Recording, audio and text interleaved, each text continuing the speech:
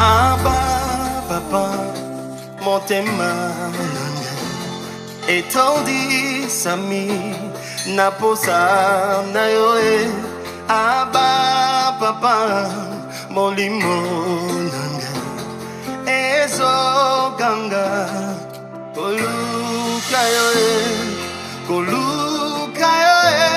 nana koti kateo, kotambola na yo, osambo te manangai, kolanda yoe, nana kolemba teo, kongumba mela yo, tina bomo idake.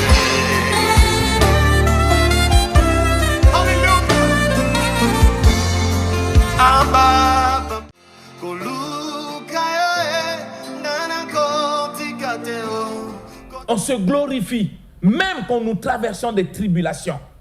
C'est ce que le livre de Romains nous enseigne. Nous nous glorifions même dans les tribulations, sachant que la tribulation produit en nous la persévérance. L'émission Parole de vie avec le pasteur Lévi Nikwe, chaque mardi à partir de 17h10 sur DRTV International. Bien-aimés, nous voulons remercier le Seigneur qui a permis encore une fois que nous puissions partager sa parole dans cette émission Parole de vie, de l'enseignement concernant la prière et ses formes, comme nous l'avons parlé. Et c'est la suite de ces enseignements. Nous avons vu la première partie, nous avons défini un peu la prière d'une manière simple, qui est le dialogue entre le chrétien et Dieu. Et c'est l'homme qui parle à Dieu pour lui faire soumettre ses besoins. Nous avons montré la première forme de prière qui est la demande, une forme très simple où tout chrétien peut le faire, mais il faut que le besoin, nous avons dit que le besoin doit être réel et vrai dans son cœur. Ce n'est pas des fantaisies, il faut qu'il soit sérieux dans ce besoin. Et nous avons aussi vu la forme dite confession, comment nous pouvons demander pardon Seigneur. Et on ne va pas demander pardon parce qu'on a l'habitude de commettre tout le temps pour dire je vais demander. Non, ici le pardon doit être précédé par une repentance dans notre cœur qui produit en nous ce besoin de décider d'abandonner pour que nous puissions dire au Seigneur pardonne-nous parce que nous avons pris une décision de ne plus commettre. Et nous avons parlé aussi de la forme dite adoration. Bien-aimés, nous avons vu que dans l'adoration, en réalité, l'homme doit dire ce que Dieu est pour lui, et particulièrement le chrétien. Le chrétien doit dire ce que Dieu est pour lui. Il ne doit pas imaginer des choses que lui, dans son cœur, il ne croit pas. Non, quand on adore, on dit exactement ce que Dieu est pour toi, pas pour les autres. Ce n'est pas ce que tu as lu dans les calendriers pour venir réciter, faire des récitations, tu es Jéhovah Shammah, Jéhovah Jireh, comme si c'est ça ce que tu crois au fond de ton cœur. Ça, ce n'est pas une adoration. L'adoration, c'est la vérité du fond de ton cœur qui s'exprime de ce que Dieu est pour toi. Tu n'imagines pas, tu ne fabriques pas, tu es en train d'exprimer ce que Dieu est pour toi. À ce moment-là, on dit que tu es en train d'adorer Dieu. Et nous avons dit que ce n'est pas la peine. Dans nos églises, on pousse les gens à chanter des cantiques doux et après avoir chanté, on demande aux chrétiens, ils disent non, nous avons passé un moment d'adoration. Je vous avais pris un exemple que tous les cantiques n'expriment pas l'adoration. Ce sont aussi des formes de prière. Parce que la prière se dit en deux niveaux. Il y a la prière parlée et il y a aussi ce qu'on appelle la prière chantée. Nous allons en parler de ça. Mais nous continuons dans des formes. Nous voulons aujourd'hui vous parler de la forme dite louange. En quel moment l'homme peut louer Dieu dans la prière? Parce qu'en certains moments, quand on pense la louange, vous pensez seulement au cantique. Non, la louange, c'est aussi une forme de prière. Et vous allez comprendre avec moi que nos cantiques montrent à suffisance que les messages qu'ils véhiculent sont des formes de prière que nous sommes en train de voir. Et je vais vous parler de ça quand on va arriver là. En quel moment un chrétien loue Dieu dans la prière? Qu'est-ce que ça veut dire louer le Seigneur? Et je vais vous donner ces mots de définition simples. Non en utilisant les mots savants, les mots simples pour vous amener à comprendre, pour que quand tu es en train de louer, que tu saches que cette forme de prière, c'est la louange, cette forme de prière, c'est l'adoration, cette forme de prière, c'est la confession, cette forme de prière, c'est la demande. Louer Dieu veut dire simplement proclamer par ses paroles ses bienfaits dans ta vie. Ça peut être dans ta vie, dans la vie de tes parents, dans la vie de tes frères. Mais en bref, c'est dire les bienfaits de Dieu dans notre vie. Quand nous sommes en train de proclamer les bienfaits du Seigneur dans notre vie, nous sommes en train de le louer. Voyez la différence entre louer Dieu dans la prière et adorer le Seigneur n'est pas loin. Voyez, je peux prendre le même mot pour exprimer en même temps la louange et en même temps l'adoration. C'est-à-dire, dans l'adoration, je dis, Seigneur, tu es ma force. J'aimerais que tu puisses m'écouter pour mieux comprendre. Dans l'adoration, quand j'adore Dieu, je dis, Seigneur, tu es ma force. Mais quand je prends le même mot force et que je l'utilise dans la louange, ça change. Je dirais plus, Seigneur, tu es ma force, mais dans la louange, je dis, Seigneur, c'est toi qui me donnes la force. Ça, je suis en train de louer Dieu pour ses bienfaits parce qu'il me donne la force. Seigneur, tu es ma vie. Ça, c'est l'adoration. Mais quand je dis, Seigneur, c'est toi qui me donnes la vie, ça devient la louange. Donc, dans la louange, nous proclamons les bienfaits de Dieu dans notre vie. Mais il faut que ces bienfaits soient vrais, que nous puissions croire au fond de notre cœur que ce que j'ai reçu vient de Dieu. La force que j'ai, l'intelligence que j'ai, la capacité de faire des choses parfois extraordinaires vient de Dieu. Il faut que je sois convaincu avant de louer Dieu. Mais si je ne suis pas convaincu que c'est Dieu qui fait, je ne peux pas le louer. Ça sera simplement du mensonge. Parce que la louange doit être la vérité des choses auxquelles je suis convaincu que c'est Dieu qui l'a fait et je l'exprime. Mais si je ne suis pas convaincu de cette chose dans mon cœur et que je l'exprime, ce n'est pas la louange, c'est du mensonge. C'est même l'hypocrisie. Nous allons lire le livre de Psaumes. Pour comprendre Psaume 103, nous lisons le verset 1 jusqu'au verset 8. Psaume 103, du verset 1 au verset 8, dans la version Vie Nouvelle, nous lisons le nom du Seigneur. Amen. Bénis l'Éternel, mon âme, que tout ce qui est en moi bénisse son Saint-Nom. Bénis l'Éternel, mon âme, et n'oublie aucun de ses bienfaits. C'est lui qui pardonne toutes tes fautes, qui guérit toutes tes maladies. C'est lui qui délivre ta vie de la tombe, qui te couronne de bonté et de compassion. C'est lui qui ressaisit tes biens de ta vieillesse, qui te fait rajeunir comme l'aigle. L'Éternel fait justice, il fait droit à tous les opprimés. Il a fait connaître ses voies à Moïse, ses hauts faits aux enfants d'Israël. L'Éternel fait grâce, il remplit de compassion, il est lent à la colère et riche en bonté. Amen. Voilà ce psaume qui nous montre la prière de louange auquel ce psalmiste est en train de proclamer les bienfaits de Dieu. C'est Dieu qui pardonne, c'est Dieu qui fait justice, c'est Dieu qui rassasie notre vie, il est riche en bonté. Voilà ce qu'on dit la prière de louange. Donc quand on te demande au niveau de l'église, mon frère ou ma sœur loue Dieu, il faut comprendre par là qu'on te demande de proclamer les bienfaits du Seigneur dans ta vie ou dans la vie des autres ou dans la vie de ta famille ou dans la vie de tes frères. Il faut que tu sois convaincu que les bienfaits que tu es en train de proclamer, c'est Dieu qui l'a fait. Si tu n'es pas convaincu que c'est Dieu qui l'a fait et que tu proclames cela dans la prière, ce n'est pas une prière. Ça devient comme des fantaisies.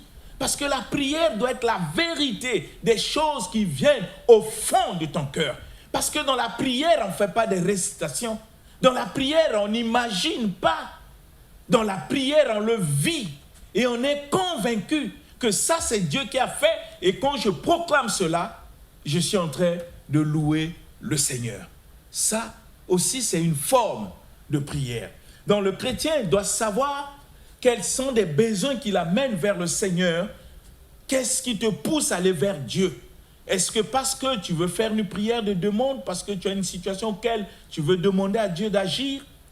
Qu'est-ce qui te pousse vers Dieu? C'est parce que tu t'es rendu compte que tu viens de commettre le péché, de poser un acte qui n'était pas juste, que tu ne devais pas faire, et que tu as regretté par la repentance, et c'est ça ce qui te pousse vers Dieu pour lui demander pardon, parce que tu as pris une décision de ne plus le faire. Qu'est-ce qui te pousse vers Dieu? Est-ce que tu vas simplement pour l'adorer? Parce que tu sens ce besoin au fond de ton cœur, tu veux adorer Dieu de ce qu'il est pour toi, pour l'exprimer. Qu'est-ce qui te pousse vers le Seigneur? C'est parce que tu veux le louer, ça dit proclamer ses bienfaits. Vous constatez que la prière doit avoir pour fondement le besoin. On ne peut pas aller se présenter devant Dieu sans besoin, bien-aimé. Il faut qu'il y ait un besoin pour que nous puissions l'exprimer. Et le besoin doit venir du fond de notre cœur. Ce besoin doit être la vérité, pas l'imagination, pour que notre prière soit vraie. Et nous allons parler aussi d'une autre forme de prière qu'on appelle la supplication. Comment on peut supplier Dieu? Prière dite supplication. Nous allons parler de cette forme, après on va parler d'une autre forme importante qu'on appelle exaltation. Mais commençons par la supplication. Nous allons lire, bien-aimés, d'abord le passage de 1 Samuel chapitre 1, le verset 9 à 14. C'est l'histoire de Anne. Nous allons le lire et après je vais vous expliquer comment cette prière se fait exactement. 1 Samuel chapitre 1, du verset 9 au verset 14, nous lisons au nom du Seigneur. Amen. Anne se leva après que l'on eut mangé et bu à Silo. Le prêtre Élie était assis sur son siège, près de la porte du temple de l'Éternel. L'amertume dans l'âme, elle pria l'Éternel et pleura abondamment. Elle fit le vœu suivant. Éternel, maître de l'univers, si tu consens à regarder la détresse de ta servante, si tu te souviens de moi, si tu n'oublies pas ta servante et lui donnes un fils, je le consacrerai à l'Éternel pour toute la durée de sa vie, et le rasoir ne passera pas sur sa tête. Comme elle restait longtemps en prière devant l'Éternel, Élie observa sa bouche. Anne parlait dans son cœur et ne faisait que remuer les lèvres. On n'entendait pas sa voix. Élie pensa qu'elle était ivre et il lui dit, « Jusqu'à quand seras-tu ivre ?» Vous voyez une prière de supplication parce qu'il y avait un besoin, bien-aimé.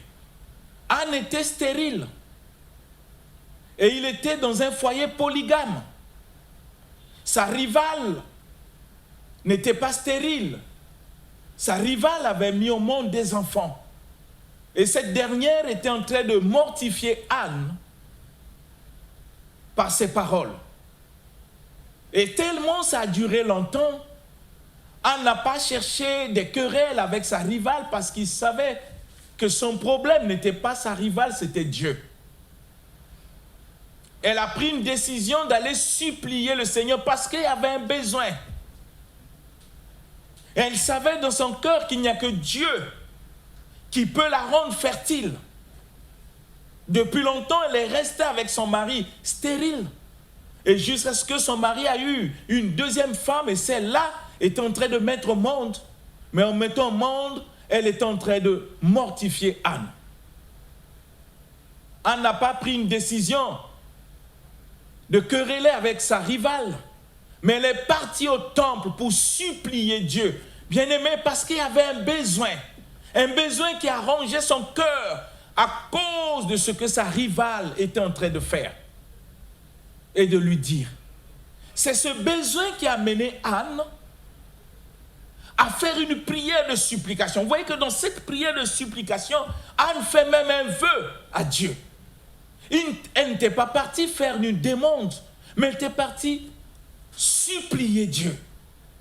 Elle a fait même un vœu pour dire, Seigneur, si tu me donnes un enfant, je vais le consacrer à toi.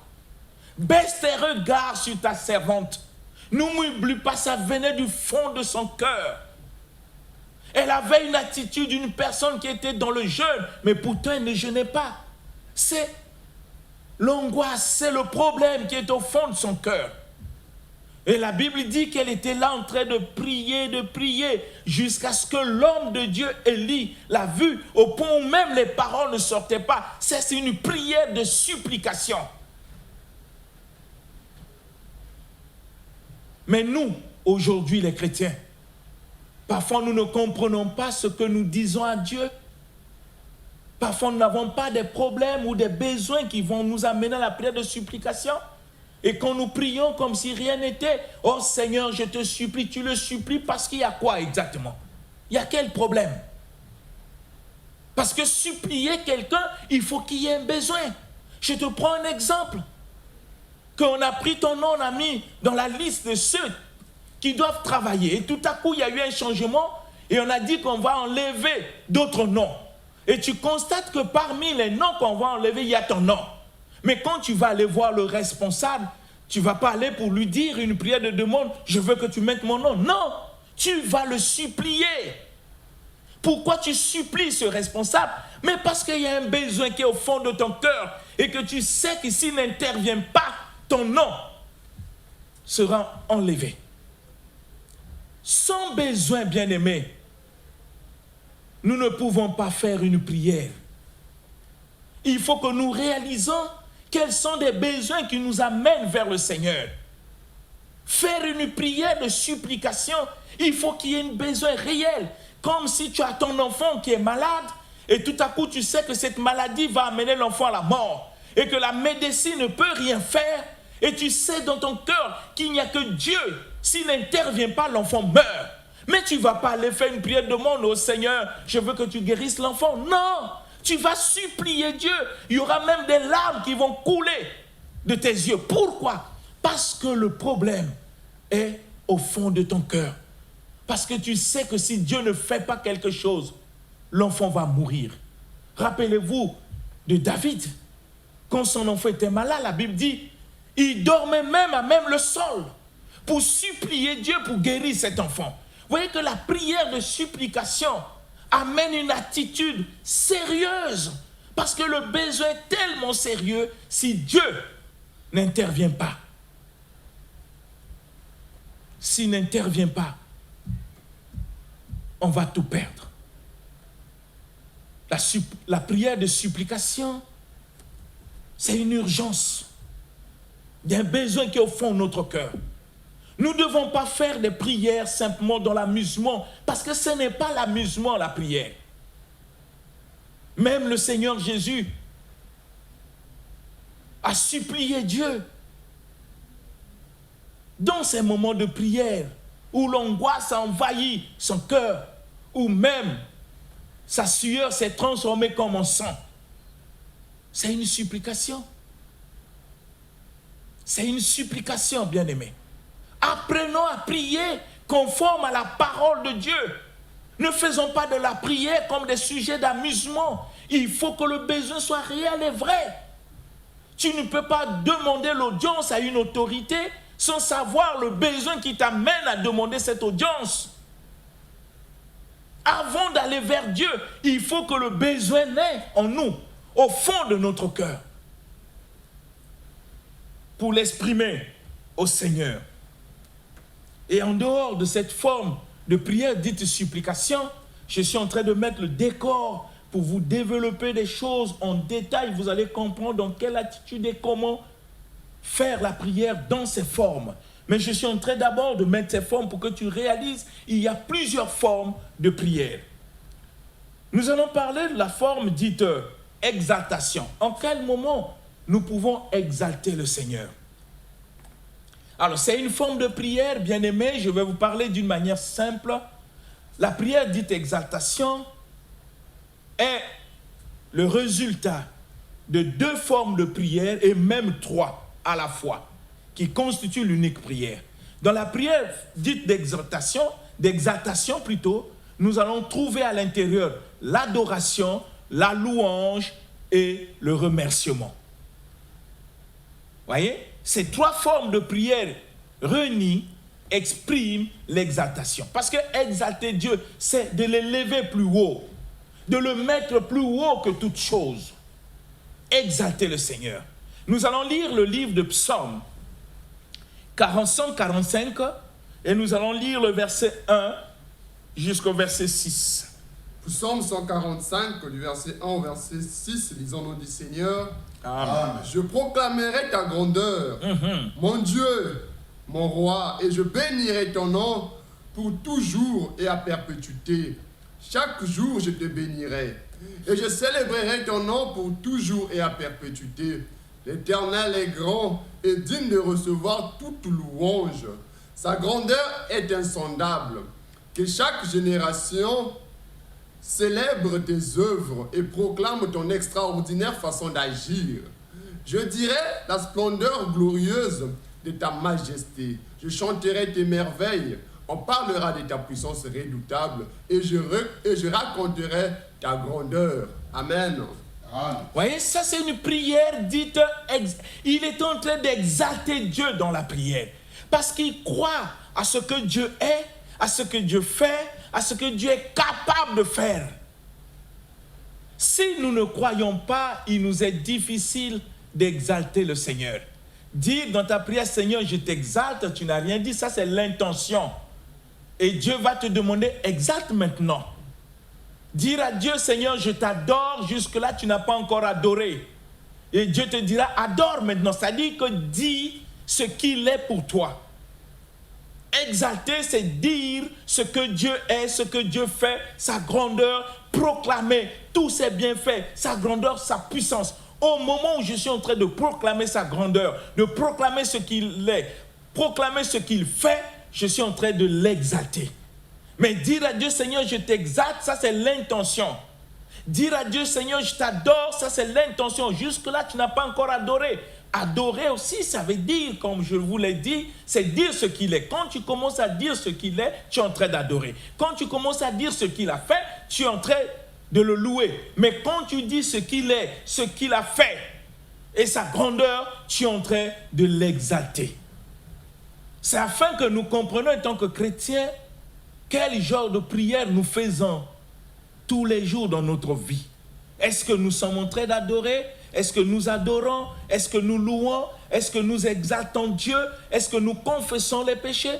Est-ce que nous faisons des prières de demande? Et nous allons parler d'une autre forme de prière que nous appelons action de grâce ou prière de remerciement.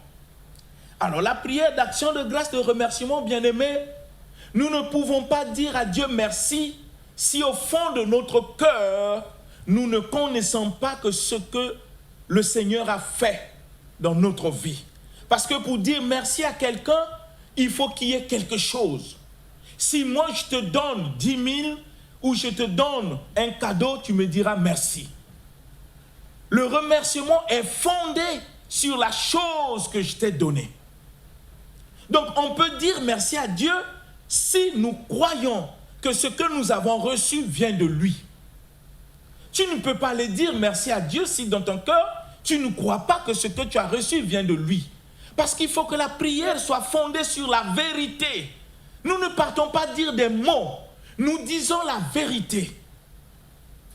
Si j'ai déposé mes dossiers à la fonction publique et que je prie et que Dieu agit et que je suis recruté, quand je vais vers Dieu pour lui dire merci, le remerciement est basé sur un sujet réel. Et Dieu sait pourquoi je le dis merci, parce que j'ai cru dans mon cœur, en toute vérité, que c'est grâce à lui que j'ai eu ce boulot. C'est grâce à lui que j'ai eu ce mariage. C'est grâce à lui que je suis guéri. À ce moment-là, quand je lui dis merci, le remerciement est fondé. Bien-aimés, nous développons ces sujets pour que nous ne puissions pas prier pour prier. Il faut que notre prière soit basée sur la vérité de ce qui est au fond de notre cœur par rapport à Dieu. Et nous allons lire le livre de Psaume 100, verset 4. Psaume 100, le verset 4, nous lisons au nom du Seigneur. Entrez dans ses portes avec reconnaissance, dans ses parvis avec des chants de louange. Célébrez-le, bénissez son nom. Amen. Amen. Nous allons aussi lire le livre d'Éphésiens 5, verset 20. Éphésiens chapitre 5. Nous lisons aussi le verset 20. Éphésiens chapitre 5, le verset 20, nous lisons au nom du Seigneur. Remerciez constamment Dieu, le Père, pour tout, au nom de notre Seigneur Jésus-Christ. Amen. Dieu dit il faut remercier Dieu pour tout. Mais pour remercier le Seigneur pour tout, il faut qu'on soit convaincu que c'est lui qui fait tout dans notre vie. Si on n'est pas convaincu, on ne peut pas dire à Dieu merci. Ce n'est pas possible, bien-aimés. Nous voulons toujours remercier le Seigneur si nous sommes convaincus que la chose auquel nous remercions le Seigneur, c'est lui qui l'a accompli dans notre vie. Bien-aimés, j'ai voulu vous partager un peu ces formes de prière. C'est notre deuxième partie ici. Nous allons continuer dans ce sujet prochainement, la suite, pour que vous compreniez ce qui doit être la prière et comment le chrétien doit prier le Seigneur, dans quelle attitude et dans quel état d'esprit. Nous allons parler même de prier en esprit. Nous allons parler de toutes ces formes de prière, même la prière d'autorité. On va parler de l'intercession parce que c'est un sujet très délicat. Nous allons développer tout cela dans notre émission Parole de vie. Mais bien aimé, je veux que tu gardes cela à cœur. Il y a des formes de prière. Quand tu vas vers le Seigneur, il faut réaliser sur quelle forme de prière qui t'amène vers le Seigneur. Pour que tu penses afin de ne pas dire n'importe quoi. Pour que tu réalises que le sujet que je suis en train de donner à Dieu, c'est l'adoration, c'est la louange, c'est une demande, c'est une supplication. Il faut que tu sois conscient des prières que tu es en train de faire devant le Seigneur. Et je vous ai dit que dans toutes ces prières, les motivations qui nous amènent vers le Seigneur, c'est les besoins. S'il n'y a pas de besoin, il n'y a pas la prière. Et je veux que tu réfléchisses, que le Saint-Esprit te guide pour que tu ne puisses pas faire des prières pour faire, mais que tu fasses des prières qui sont des besoins réels, vrais, qui viennent du fond de ton cœur. Laisse mon Dieu te bénir. Laisse son esprit te conduire pour que tu sois réellement un homme de prière et une femme de prière conformément à sa volonté. Que Dieu vous bénisse. À la prochaine.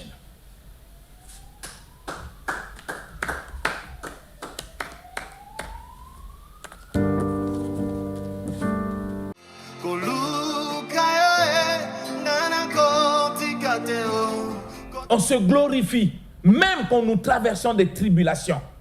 C'est ce que le livre de Romains nous enseigne. Nous nous glorifions même dans les tribulations, sachant que la tribulation produit en nous la persévérance. L'émission Parole de vie avec le pasteur Lévini Koué, chaque mardi à partir de 17h10 sur DRTV International. Abba, papa, motema etondi sami naposa na yoe. Abba, papa, molimo nanga ezo ganga